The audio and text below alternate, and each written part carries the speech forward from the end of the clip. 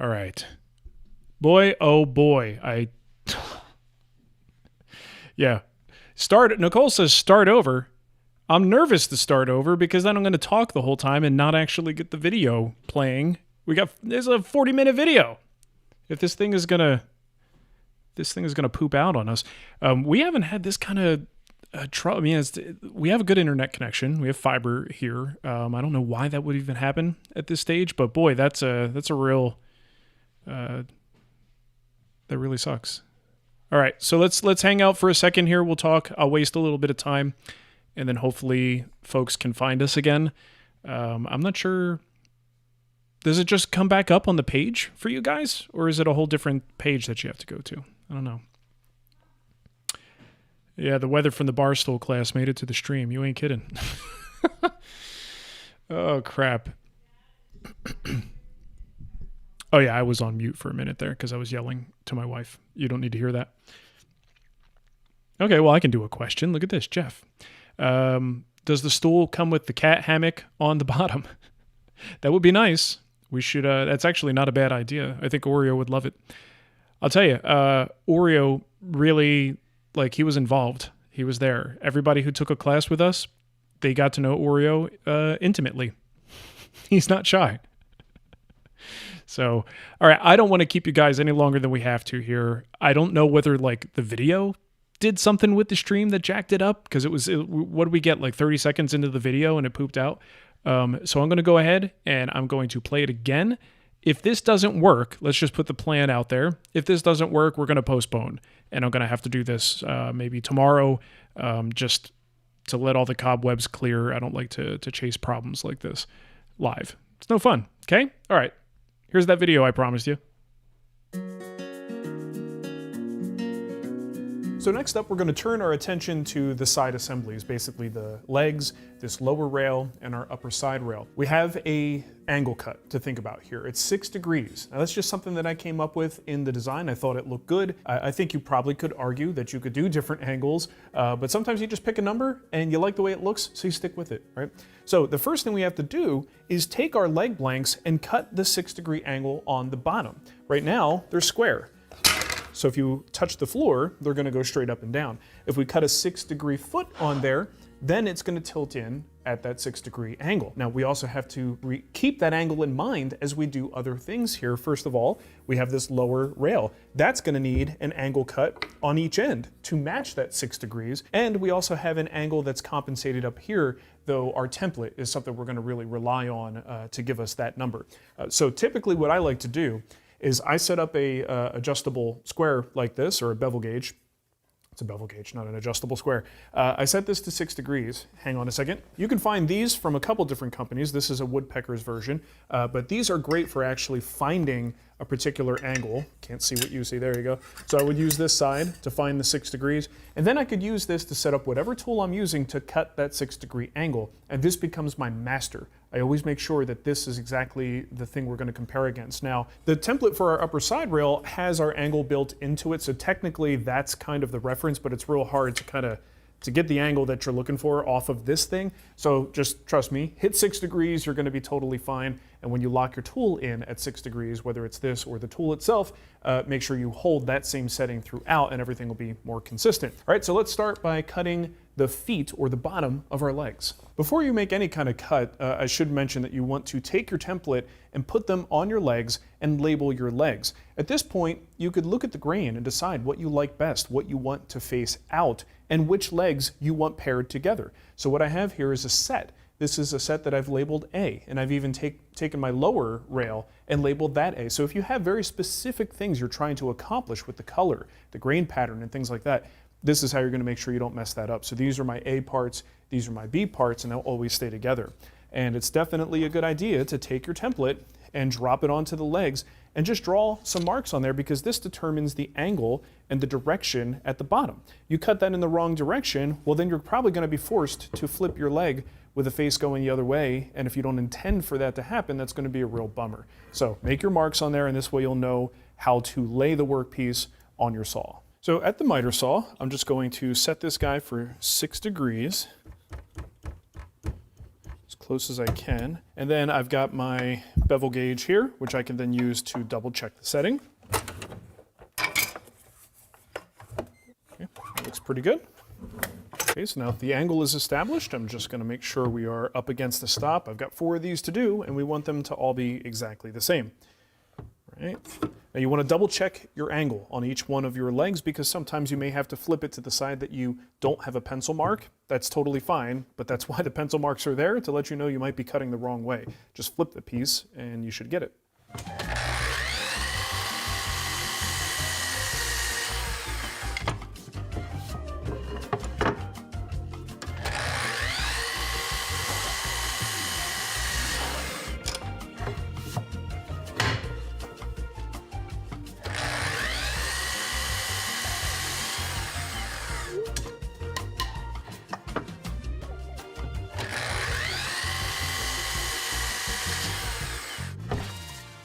Now, before we cut the lower side rail, I just want to show you something here. When you take your template, we're going to go flush on the top, and then we're just going to take the sides until this bottom corner here is kind of flush with the side. And then we'll be able to draw the bottom curve as well as these angles. Once again, the angles are there just to make sure you don't cut in the wrong spot. So something important is going to happen here. You might notice that when we are flush with the top, we've got a little bit of extra material right here, about 1/8 of an inch, maybe a little bit more than 1/8, that will not be cut by the blade. That's intentional, because we're going to use a stop, and we're going to make the same setting is going to allow us to make both cuts on both ends. So we're going to cut one end over here, and then we're going to flip this piece and cut the second end. And the way that we get away with doing that is because we aren't taking that angle all the way to the end. We're leaving a flat. And it's this flat portion, when we flip, the flat portion is what's going to register against the stop. If you cut all the way out and that whole thing becomes the 6-degree angle, then you actually wind up removing a little bit of material, so that when we go against the stop the second time, it actually shortens the cut and isn't going to work quite right. So that's just kind of the method to the madness here. But when you make this cut, don't be surprised if you have just a little bit of extra material that still remains flat after the cut. That's essential.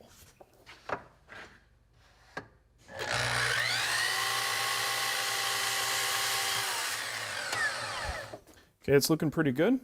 Yeah, maybe a little bit too much there. It's like a 1/4 inch. I really do want to get back to my pencil line, leaving me with a good 1/8 of an inch. So I'm going to scooch my stop forward just a little bit and cut again.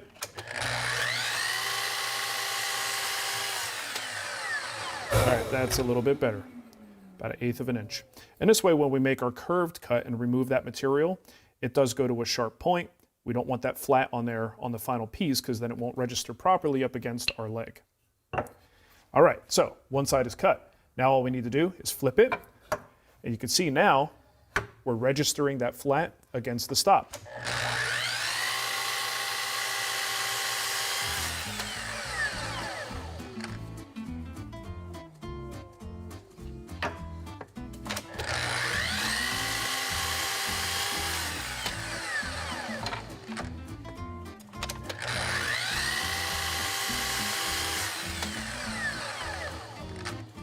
And one more thing before you change the setting on your miter saw, not a bad idea to just grab a piece of scrap and start lopping off some 6-degree blocks. These little blocks are going to come in handy later on for glue ups and other things that we're going to do. So just chop it off, and you basically want one square cut on one side and 6 degrees on the other. So this side is already square. I would chop right here.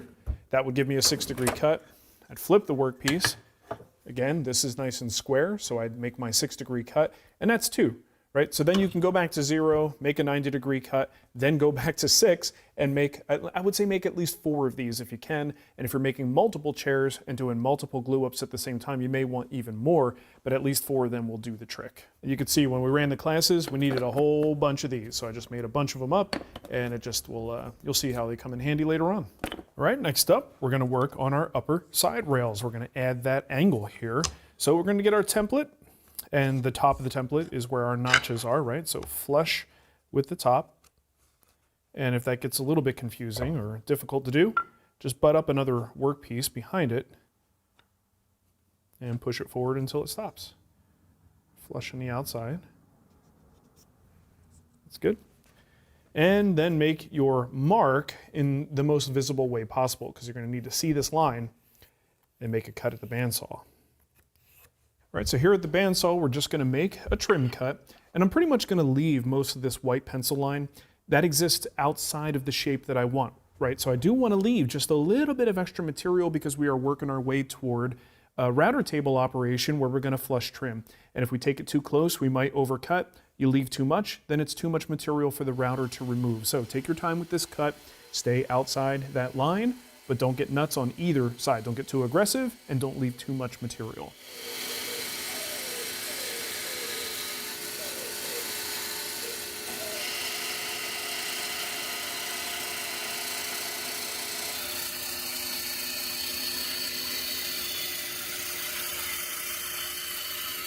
And with the rough cutting done, we could start to think about flush trimming. This is going to be done at the router table, but there are a couple different ways that we can accomplish this. First is kind of the old school method of using double-sided tape. So this is just a brand called Spec tape, which I think is a pretty good one. I like it because you could rip it with your fingers, and I find that it provides a nice sturdy hold that doesn't actually get too sticky and gummy, which some of these double-sided tapes do, and I don't appreciate that when they do that. So I'm going to put this on one side. It is pressure sensitive, so it's not a bad idea to give it a lot of pressure. I find that the backer is fairly easy. These are never really fun to remove the backer, especially if you've just trimmed your fingernails. Okay, with the backer off, we can then take our template, go flush with the back here, and you do have a little bit of wiggle room before the adhesive really grabs on there, that you can kind of get it in a position. It only grabs when you put pressure down. When you have the setting you want, then you apply some manual pressure. And this guy is ready for a flush trim. Now here's an alternative to double-sided tape, and I kind of like this one. I've used this one a lot. I've done a video on it in the past. It involves using blue tape and CA glue. The key is to make sure you put the tape in the same location where these pieces face one another. So if I go about a ½ inch up from the bottom, I'm going to make sure I'm about a ½ inch on that side. And then we're just going to get a couple of dabs of CA glue. Now the advantage here is this is going to be a nice rigid connection. You don't have to have double-sided tape in the shop. If you already do, that's fine, but typically a lot of us do have CA glue in the shop already, so you're just using something you already have. And I'm going to put a couple little dots here, not a lot. Just, whoa, geez, that's way too much. I blame the cat. You don't want this to squirt out. There we go. Like that. Just a couple little dabs. And you can use a quick set activator. I usually don't though, because it grabs pretty fast, and I want a little bit of time to work out my position. Oreo, get out of here, dude. So hold on to it, apply some pressure. I'm gonna get you out of here. So what's happening now is the CA glue is bonding these pieces together, but it's bonding tape to tape. And then the tape is held to the work pieces. So it's a nice rigid connection. There's not much flexibility in there.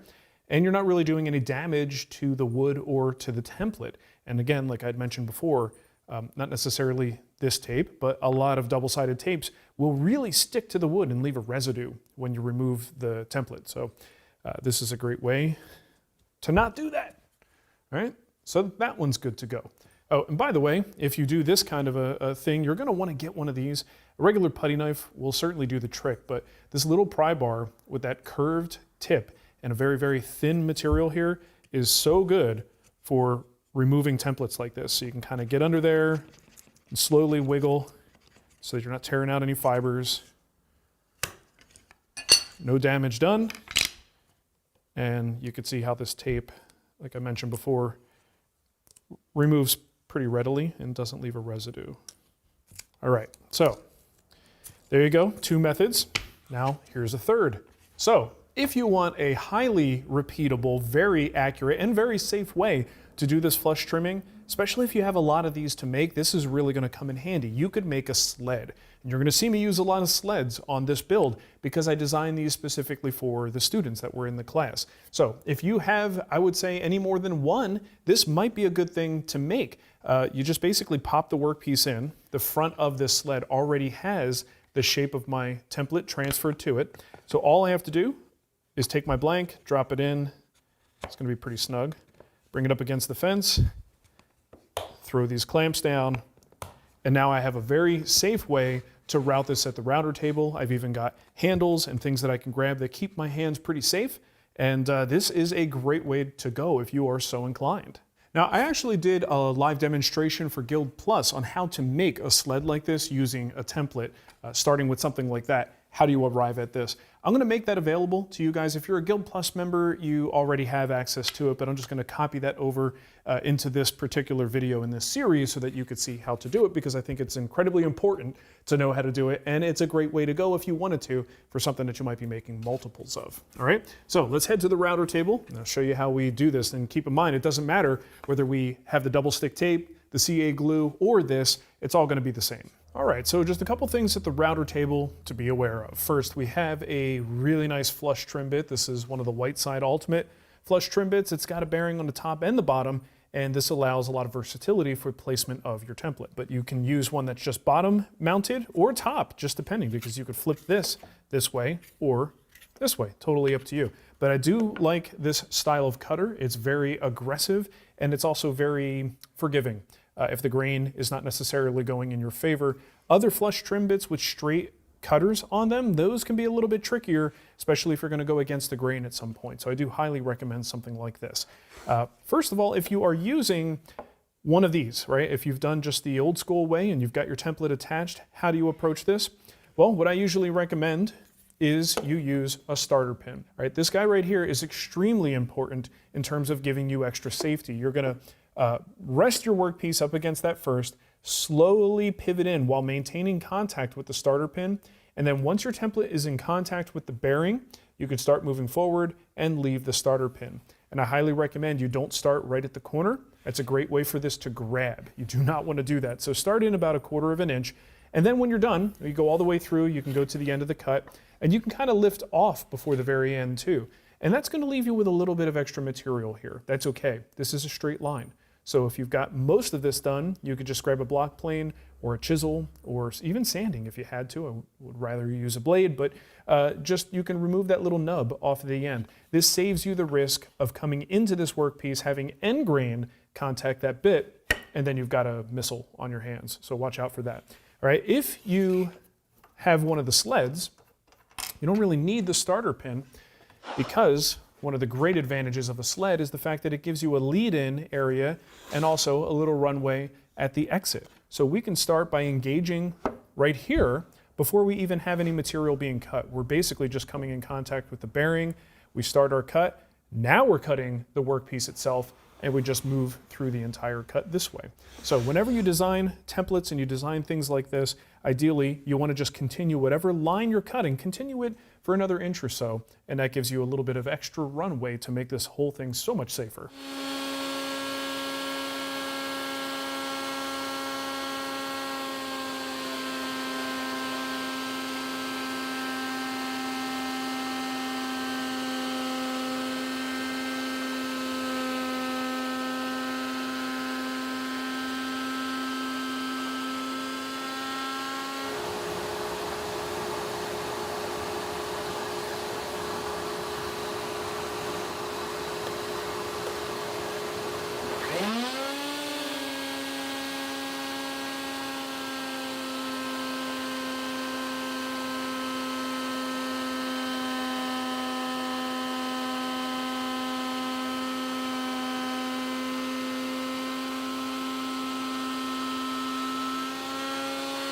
Right, so now we need to lay out for a little bit of joinery. The legs are going to be held to our upper side rail with a big chonky tenon, a big domino we're going to put in there.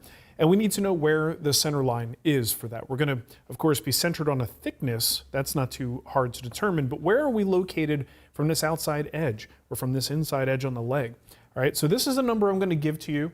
There are reasons behind the number, it's just part of the design, but sometimes it's just easier to say, hey, here's the number. That number is 3 3/4. Now what I found in the classes, because you have to do this 4 times, I found that people would kind of shift this line ever so slightly because they're trying to measure along this angled line. Now if this were a square line, square to this edge, you could just set an adjustable square and make your marks that way, but it's not, right? You have to go along this line. So that's why I determined it was probably best to make one of these guys. And as silly as this is, this actually saved a lot of heartache because then everybody had the same measurement and it was consistent. So the way this works is you're gonna have to flip it depending on which side you're on. Let's do the side that allows you to read the stupid dad joke. We're gonna go flush with the bottom and flush with the end. Once again, if you're having trouble, grab a piece of scrap or an extra work piece. All right, go nice and flush. And then strike a line. Boop. Just like that. Then we'll flip it over, go to the other end, and this is just going to give us some consistency. Can repeat the process on the other upper side rail. Now, what about the mark on the top of the leg? Well, that one's actually pretty easy because we do have a nice square corner here. Just set your adjustable square for 3/4 of an inch and measure in from the inside edge and strike your line. So you might be wondering though, why our tenon is so far offset, or the mortise is going to be so far offset to the inside. Well, remember, we're going to be making a cut here later. So all this material here, that's going to be waste. So what we have is a mark that's the center point of what's going to be left after that cut. We want to keep this here for strategic reasons right now, but we'll be cutting it away later. So hopefully that makes sense. And now we can cut some mortises. So I've already mentioned that we're going to be using the Festool Domino to make these mortises. If you don't have a Domino, there are other ways you can get this job done. You could probably get away with using some good chunky dowels in there if you wanted to. You could do more traditional mortise and tenon joints, or you could just kind of try to simulate what we're doing here with the Domino and just use your router to make slip or loose mortise and tenon joints. I have a video from a while back, I think it's called like No Domino, No Problem, that gives you methods and techniques you can use to basically do any of the joints that we're doing here. You should be able to do those with your router if you don't have this guy. So you do have options. You're not stuck if you don't have a Domino, but in the context of this course, we are pretty much going to focus just on the Domino. All right, so let's get to it because we got some big chunky 10mm guys that we need to make some mortises for. All right, so the size Domino we're going to use here is a 10 by 50, so we've got to keep that in mind with the sizing. We're going to use a 10mm bit, got that already in there. For the 50 dimension, that's the length of the tenon, we're going to set to 25 on here. That's going to go 25 into this piece, 25 into the leg, and give us all the room we need for this tenon. So I've got the fence already set. This is based on the thickness of the workpiece, and about 5/8 down from the surface is our center line. So I've drawn that on here, and then I can just kind of line up right above this little tab right there on a Domino. That's the center line. But if you did like I did, you can actually upgrade and change this gauge here. This is normally in metric. So if you change it for the US version, you'll have 5/8, 3/4, 7/8, all these different settings that nail the number that you need, right? So in this case, 5/8 will get us where we need to be. One thing to keep in mind, if we aren't dead center, that's totally okay, because the key is we will always be cutting these with the reference from the outside face of our workpiece. As long as we don't flip our pieces around, even if we're slightly off from center, they'll be the same on all those pieces, right? So we don't have to worry about it too much. Now to actually do the mortising, you don't want your pieces to move. You do want to immobilize them as much as possible. And you also want to make sure you have enough reference surface for your fence so you don't get a lot of tipping. So for these, we don't really need anything more supplemental beyond what we have here. I've got a couple of these little dogs that will stop us from moving forward. And I'm using my second workpiece to back up the first, just to give me a little bit of extra room to play. Now, if you feel like you need it, you absolutely can throw a clamp on here. I'm pretty confident that I could do this without one, so that's what I'm going to do.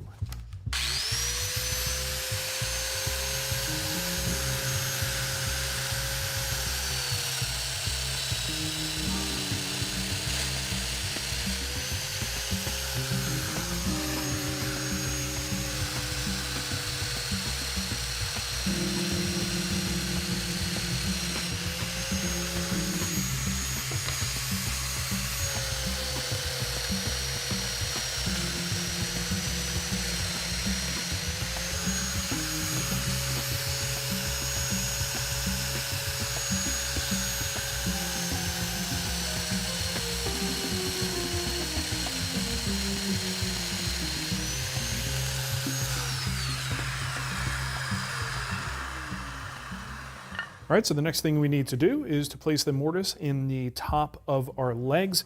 And this is one of those cases where I did find that the students had a little bit of trouble with this, and I wanted to make their lives as easy as possible. But you can see what happens when we go that close to the end. You got about 1.5 inches of unsupported area here. So I was finding that folks were just kind of tilting like this. So if I were doing this for myself, just, you know, a one-off kind of build, I would absolutely just line this up, plow it, and go, and not think twice about it. But I've been using a Domino for a long time, so I have a certain comfort level with that.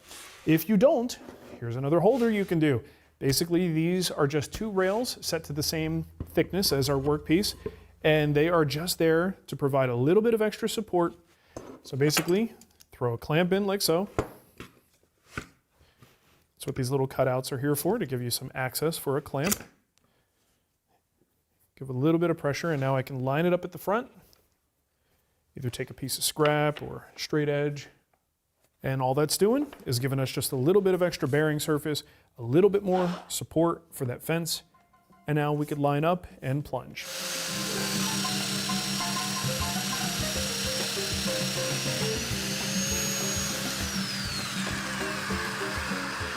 I should also mention, this isn't just a question of manual dexterity and experience with the tool.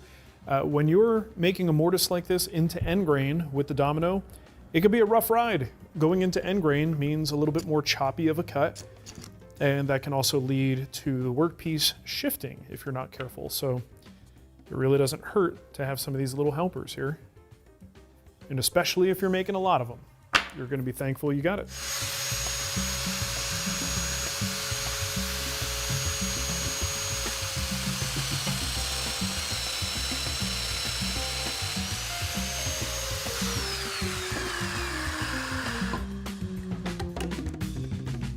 And just a quick word of caution, make sure you are careful which line you're plunging on.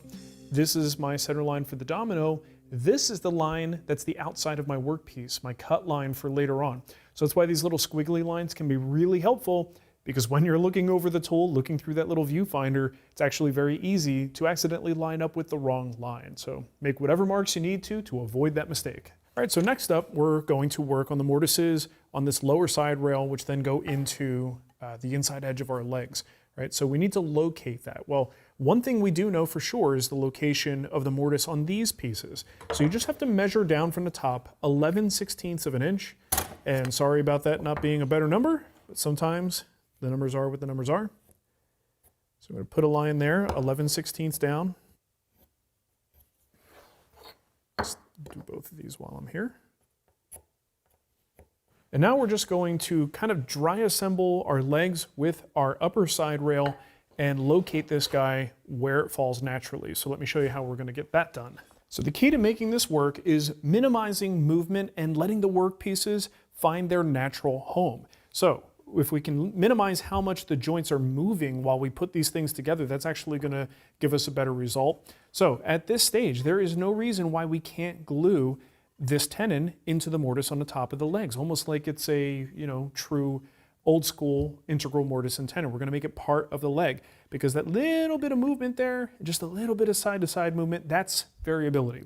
We don't want any variability. We want to lock this guy in. So I'm going to pre-glue these into the tops of the legs on all 4 of my legs. All right, Type Bond Speed Set is a real good choice for this, because I want something that dries fairly quickly so we can move on. Pretty generous amount in the mortise.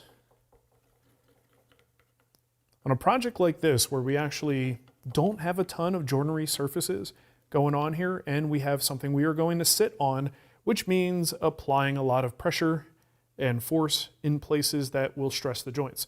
You know, the more glue, the better. We want to make sure that we absolutely have good glue surface contact, because these tenons are very important to the structural integrity of this thing. So you don't want to skimp on the glue. We could always wipe away the excess, wipe away the squeeze out. So push that in there. Now you could see a lot of times, especially on these end grain cuts, you have a little bit of movement there, right? What I like to do is just push down, and I'm really counting on the bottom of the tenon hitting the bottom of the mortise, and those 2 flat surfaces finding each other should hopefully get this thing as perpendicular as it can possibly be. Just don't push this way laterally or the other way. Okay, I'm gonna leave that just like that. This doesn't need clamping pressure. It doesn't need anything but that. We're just gonna let it sit for about 5 minutes so that this can kind of skin over a little bit.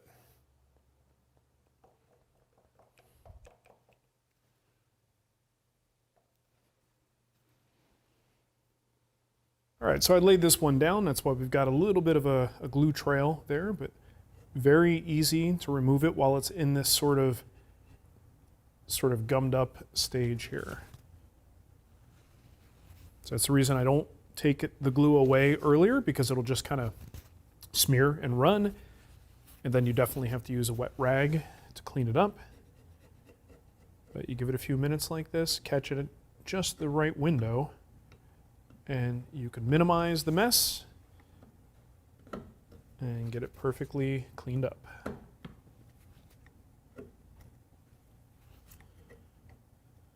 Here's what we're trying to accomplish. We want to know exactly where this lower rail goes. Now I know where it should go based on the plans, but we have deviated so much from the plans at this point. There's too many potential points of error where, you know, a piece just maybe is a 64th different than the plan called for, or the location of these mortises is just slightly different than where the plan called for. That could change the angle of the legs.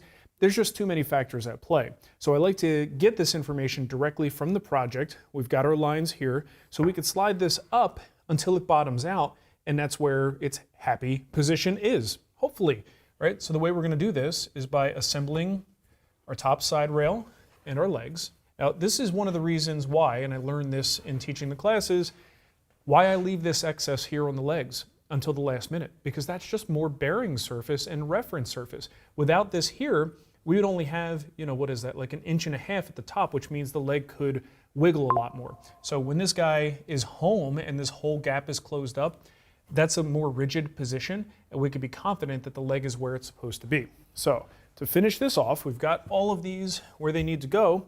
This is where your 6-degree blocks come in. So check this out. If I just try to clamp across there,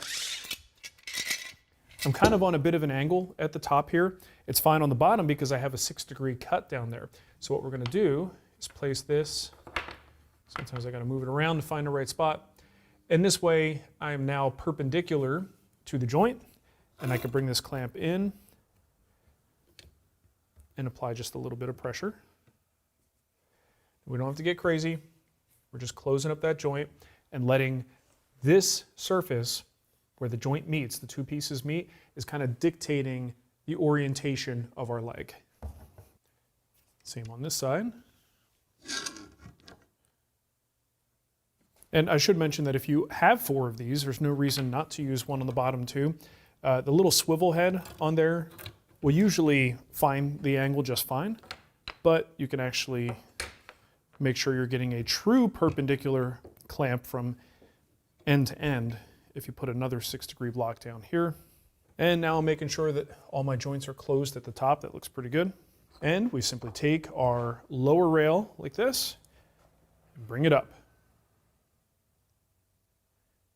Now you don't want to push any harder than that. You push any harder, you can definitely push these two legs apart. So you're really just finding its natural home position. Technically, I'm not even really worried about what that number is and if it matches the plans. This is a non-critical component in terms of its location. It's just got to be close. And I am going to take our pencil line and transfer it over to the legs.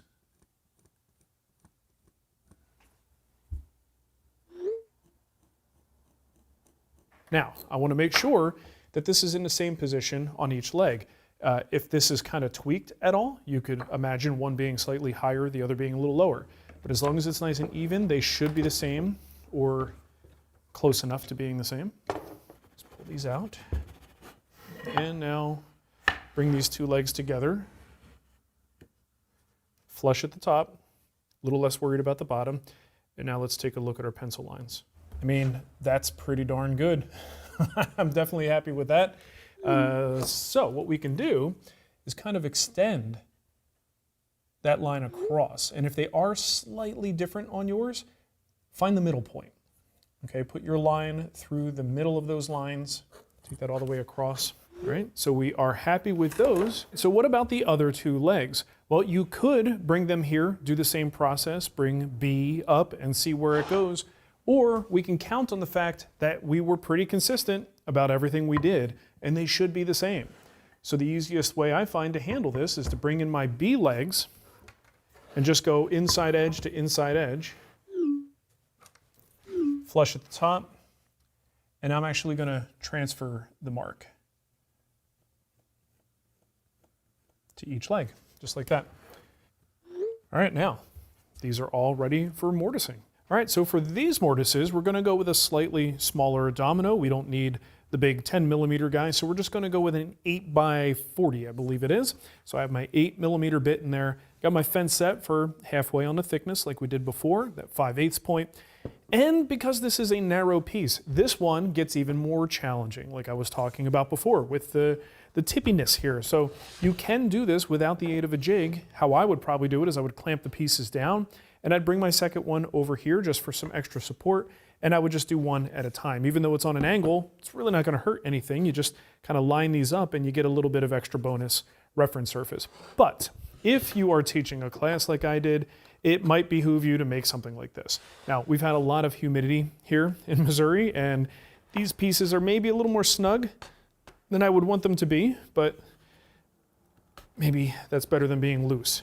So this was cut at our 6-degree angle on this jig.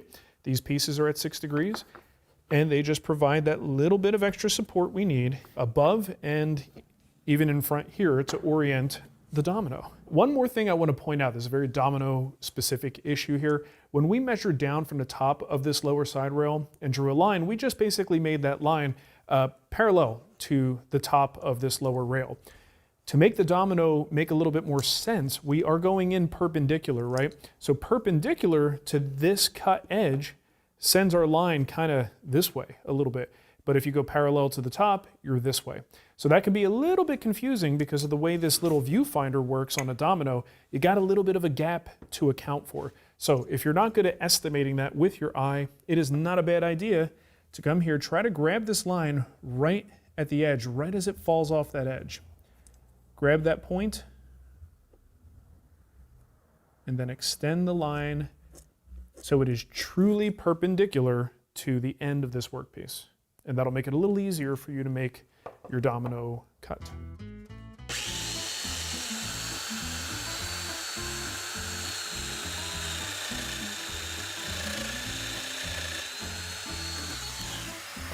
Okay, looking good. Do the other side over here.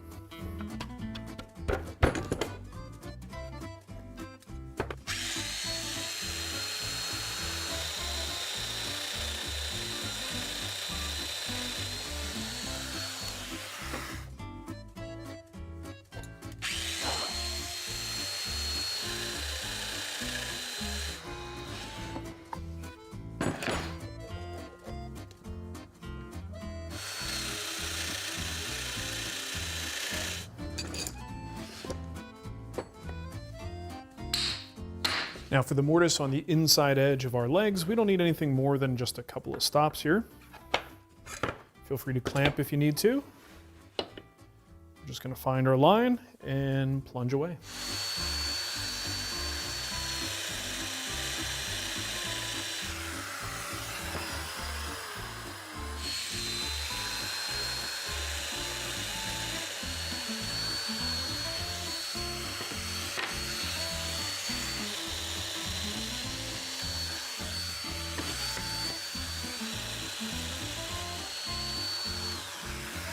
All right, so before moving on, let's just make sure this works as a dry assembly. You can do both sides, you can do one side.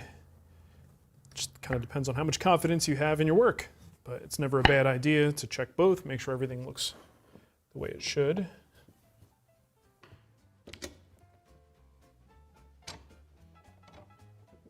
All right, I can see the gaps are pretty well closed. Don't know that I necessarily even need to do this, but I'll throw a clamp here. If I could maneuver it under this clamp. Let's do this properly. We're not going to be able to get a lot of clamping pressure here because we don't have 6-degree blocks there, but this is just proof of concept. Oreo comes to inspect the work. How's it look, boss? Good? Okay. I'm doing my best. I'm doing my best here. Our joints on the lower side rail, nice and closed. Don't see any major gap issues. And at the top, we look pretty good too. Da, da, da, da. I love the jazzy music. Good choice, Todd. All right, so I do have a couple of questions that came in during the chat. Some of them I addressed directly in the chat, but I'm happy to answer those again here because I think they might be useful for you guys. So first one I have selected here is Tyler Pryor. He says, if you have your own CNC, does the SketchUp file provide a way to get the templates out to a different program that has CAM ability like Fusion? I'm going to say maybe, because I know there was a plugin from the extension warehouse that I used to use. It was called Face SVG. Now, the newest versions of SketchUp have broken that to some extent, but I was still able to get it to work. And hopefully the guy who makes the Face SVG is going to make an updated version.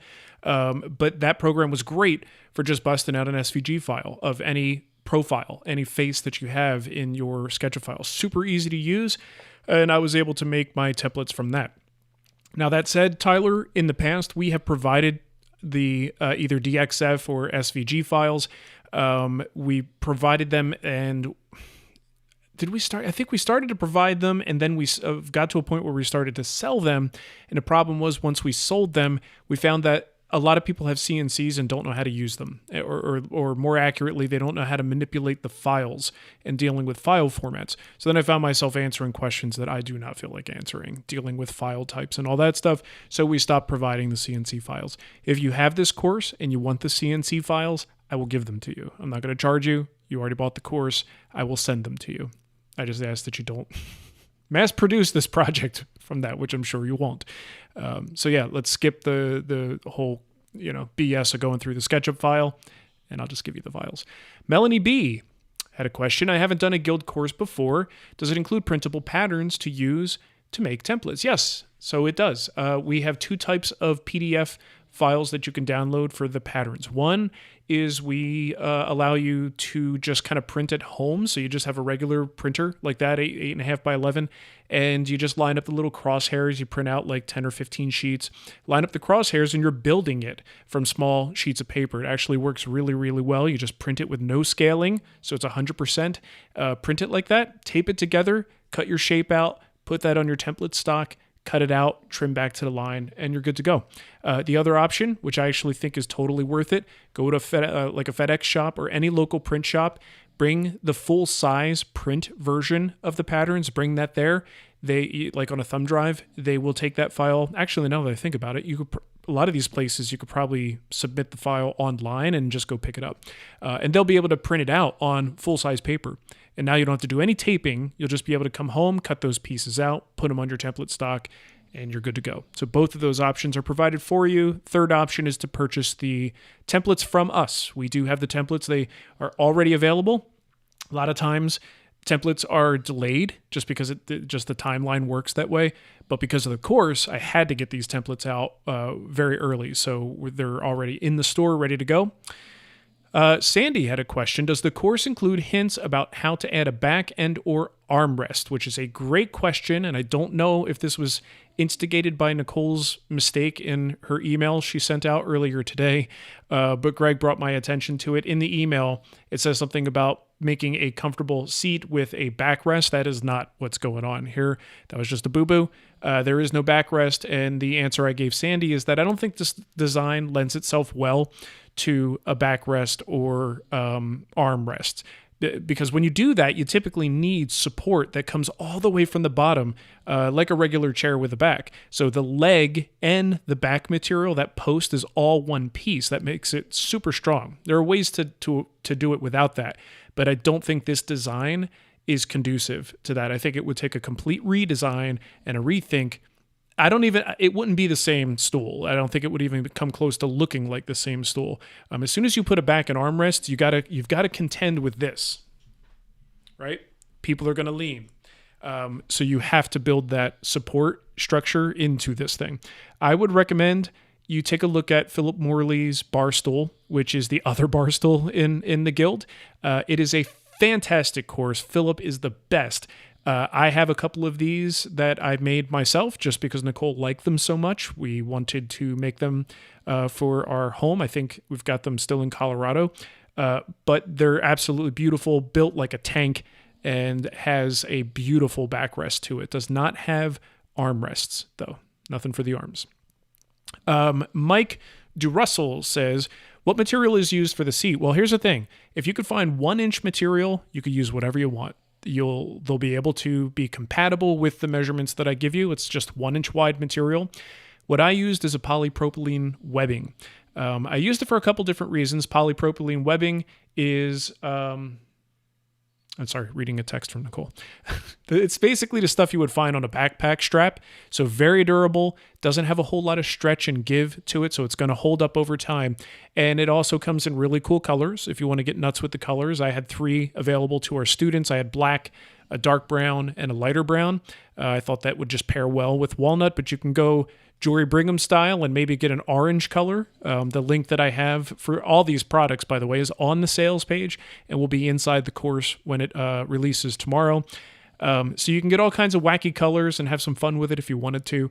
But ultimately, this polypropylene stuff, super durable. And I really think that it does something with the way that light hits it. So when you look at the pattern at the top and you get that checkerboard pattern, whether you view it head on or you view it from the side, you get a very different appearance. So it's the same material, it's just the light is reflecting differently off of it, and it gives a very striking checkerboard pattern when you see it in person. I don't know if the photos that we have show that quite as well, but that's one of the reasons why I chose that material.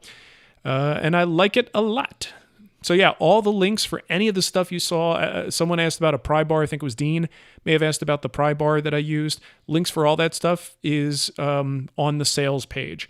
And I'm going to try to make sure I have everything. If I've missed anything, typically what winds up happening, people will let me know if I missed something and I will add that to the list. But we do have a rough material list there, as well as the tools and things that you would need. 6/4 material, that's the material of choice for this. The story that I told you in the beginning, in the failed video that we did when we started this, was that it was thinner before. I actually started with, I guess you could start with 5/4, but what I had was very rough sawn 4/4. So rough sawn that after milling, I ended up with a full inch in thickness, finished thickness. So the original ones were made with inch material. In wanting to beef things up as much as possible for safety and, again, giving students a little bit more, just a wider target to hit, and I just wanted to double down on making it as safe as possible, I bumped that up to 6/4, and that makes our finished dimension now 1.25 inches in thickness. So however you get there, that is the number I recommend. Anybody who's interested in it, I still have the SketchUp plans. I've got a lot of the information from the original build if you want to tackle that, because the original does look a little bit different. It's thinner. It's a little more slender. I think very much like just a little bit smaller in the footprint. I brought things in just a little bit, or I should say I brought things out when I made it a little bit more sturdy. I can give you that information, but I don't have the ability to go through and make a whole set of plans duplicated on that design, because again, the design makes me a little bit nervous based on my experience with the class. I really want people to build the beefed up version of this, but I'm an open book with this stuff. So if I've got it and you want it, I can send you my old SketchUp, if that makes any sense. All right, let me jump into the chat. That's all the questions I pulled. Let's get rid of that thing. Still really tough to get SKP into Fusion, though. It takes acrobatics. It always seems like it does, doesn't it? If that face SVG works, oh, well, yeah, if you're doing a full model, I'm thinking about just pulling a profile out for CNC, but trying to actually get the whole model into Fusion, I don't even know where you begin with that. Yeah, so if you're wondering, I'm in the chat as the Wood Whisperer. Nicole is also in the chat as the Wood Whisperer. So a few times we doubled up and we're both talking at the same time. So if you're wondering. Hope your family's health is doing better. Well, thank you. Is that Elise? I appreciate it. Thank you very much. Let's see. Tony says, very nice design. Will there be more designs in this style? For example, drawers and bedside tables. Well, I mean, do you usually have drawers and a bedside table in your kitchen? That said, I like where your head is, though. It's certainly possible, Tony. I'd have to think about it. Because again, this to me, everything about this project says kitchen. And that's what it was built for. It goes around my island. I definitely was not thinking bedroom. But honestly, you make anything out of walnut and you put some gentle curves into it, it's probably going to look great with these stools if you have them in the same room. I don't think there's a whole lot of exoticness to the thing that I designed here. I think it's, the walnut is making the biggest statement, and some gentle curves here and there and some cool joinery. And that joinery is not something you could really incorporate into, a bed or a bedside table, like you had said, or dresser. So I just gave you a really crappy answer. You're welcome. Sorry about that. Man. Steve says, I don't have Sketsy SketchUp. SketchUp has really been kind of, the realization that I've come to, and this is from people with some inside information, is that we're no longer their customers, if we ever were. The average woodworker building projects in their shop just wants to design some stuff. We're not their customer. They are going above and beyond to make it as hard as possible for people like us to stay subscribed. The price keeps getting more and more expensive. The security is worse than my bank website. In order to sign, the amount of times I have to log in and authenticate, and the limited number of seats I have to use the software is insane. And it's like, come on, guys. You got to settle down a little bit. I think they're just after the architecture and professional commercial design market. I don't think they give two craps about us as woodworkers. So unfortunately, SketchUp is not my favorite, but until I find a really reasonable, lower cost alternative that makes sense for us to use, we continue to distribute the SketchUp files. So Michael says, is the issue with the original the person sitting on it or the person building it? Well, it could be both. I don't have anyone super large in my family, so I may not be thinking in terms of other body types that don't fit the ones in my family. And that's always a factor that's really difficult when you're designing things like chairs, and especially if you want to go minimal with a chair, you do have to be aware that there are certain body types out there that may not play well with this design. So I'm going to say both. I think the wrong person sitting on that original design could be problematic, but I think the way that I designed it really required precision. And the way I explain it, you'll see in the YouTube video that comes out next week, I really gave them a very tight needle to thread with that. And if you didn't thread it perfectly, then you have some problems. And we did. We had one student who actually had a break, and it came down to the fact that his domino didn't have, had one little drop of glue on it. So the problem was, basically I had created a mortise there and it was too close to another junction point. So it created a little fault line between there. If there were glue around the domino, it would have held all that together and it would have been more sturdy. But without glue, it was free to move. So that little tiny bit of movement, as soon as you get a little bit of movement, that's when the pressure gets applied the wrong way and you can have a break. So the problem was, there wasn't enough glue on it, but I think that reflects poorly on me because I allowed that to happen, partly because of my design and then partly because of the way it was taught and executed in the class, which I have to take responsibility for. So that's why we had to beef it up a little bit. But it's kind of a combination of those things. It could be the body. It could be something in the way that it was built and too much variability or a loose enough joint. But that said, 3 of them in my kitchen and people sit on them all the time. I don't get nervous when people are sitting on them. I'm very confident in the design and it's working just fine. But am I more confident in the versions that I built subsequently? Yes. I would let anybody sit on the ones that I built, the 6/4 versions. And I did build it with that in mind, thinking, hey, this is not just for your family. This is for everybody's families. So you have to be able to, to allow for all body types. Let's put it that way. Do you have the SketchUp for the match fit mortising jig? Well, yes. Did we not post that with the video? If we didn't post it with the video and you want it, I'll send it to you. I don't care. Shoot me an email and I'll send you the file. Steve says, I mentioned earlier that Shaper makes a free plugin that works great for SVG, not Shaper specific. Oh, okay. That's good to know.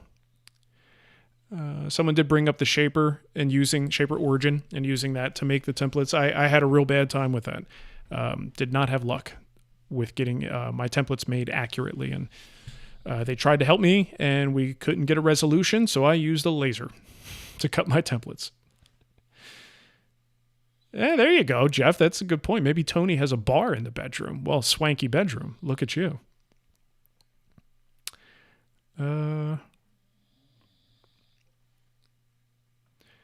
Cody's got a Hail Mary joke. What does a woodworker do after a one-night stand? They build the second nightstand. That's pretty good. I actually like that. Okay, well, I'll tell you what. I think it's probably time to pick some winners. So if you like what you see here, and you're thinking about purchasing this course, maybe, just maybe, you're going to win it right now. And then you don't have to purchase it. But if you really like it, go ahead and go get something else. There's other cool stuff in the guild. We have you guys know we have 80 courses in the guild. And it's not all me. Most of it is guest instructors, really highly qualified, incredible teachers, people like Chris Schwartz, Megan Fitzpatrick, Jory Brigham. We mentioned Philip Morley. Brian Benham, the guy that makes our plans for the guild. He's an incredible designer. He's got a couple of courses in there, and he's got a couple SketchUp courses in there as well. So if you guys aren't familiar, go check it out. Go check out Guild Plus while you're there too, because that's a great way for a low monthly cost to get access to some courses as part of your membership. In fact, we are upping from 1 free course a month to 2. And I don't know exactly what those are. We got to get them on the calendar, but that's a change we're making for the second year. We're at the 1-year anniversary of Guild Plus, which is kind of cool. Michael Schmidt says, did you add a brass foot pad on the stretcher? I sure did, Michael. I probably will never make a footrest that does not feature some kind of piece of metal on top, because it really goes a long way in letting it not having to worry about somebody putting boots on there or just getting chewed up over time. It's just a great way to treat any footrest that you want to last, for sure. What was I doing? Oh, I'm picking winners. Okay, so I can't remember what everybody said. But Cody, you got in there late with your joke. That was a fantastic joke. I'm upping it from 3 free courses today to 4 because Cody came in late and Cody Drysdale is getting the course for free. By the way, if I say your name, you're going to have to email Nicole at thewoodwhisperer.com. And then she's going to take care of you and make sure you get your course. Okay? Nicole at thewoodwhisperer.com. That's Cody Drysdale. We got Jeff Yantha. Jeff, you were lighting up the chat room. You're a beacon of hope for the Wood Whisperer community. And you deserve a free project. So look at you. Nicholas Sinovic. Nicholas, I don't know what you said, but it made me laugh at some point. So kudos, and I hope you enjoy your free course.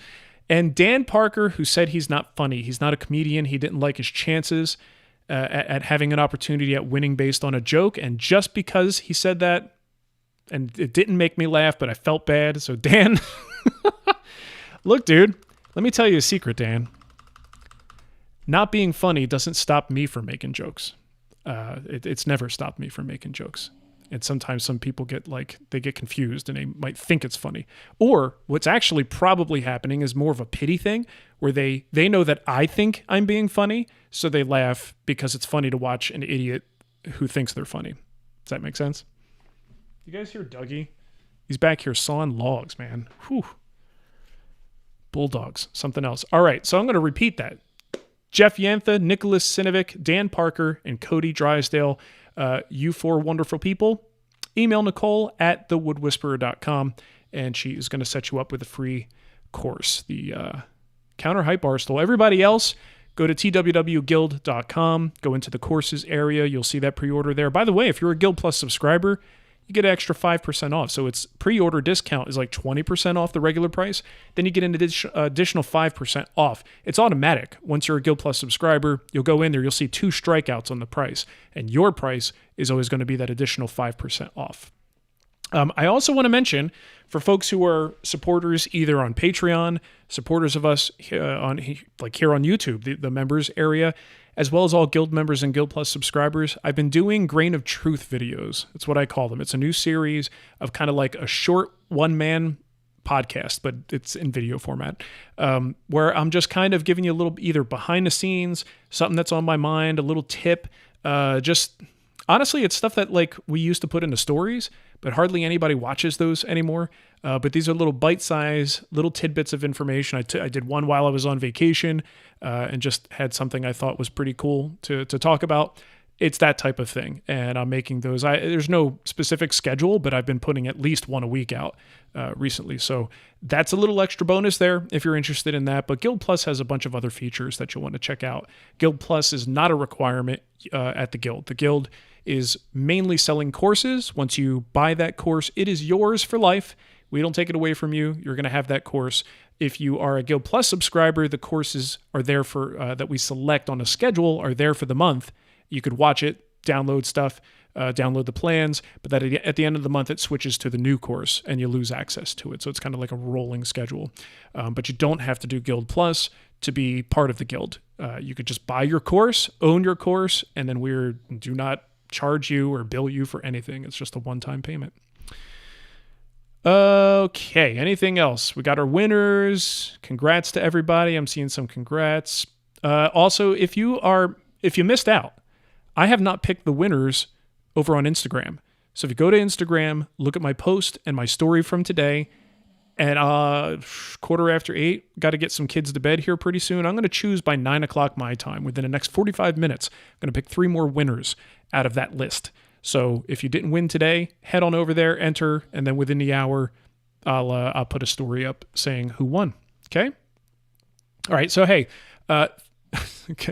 Kal-El, listen, Superman.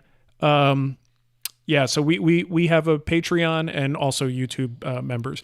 It's not a big deal. The main benefit to both of those, aside from Grain of Truth videos now, we post weekly calls for questions, and I will answer your questions directly. It's usually posted Wednesday, but I answer the questions on Friday, and I will also, if you've ever seen one of our Ask TWW videos, that's where those questions come from. I cherry pick some of my favorites and I'll put them together into a video and give a much more detailed answer. It's probably well after you needed the answer because of production time and stuff like that.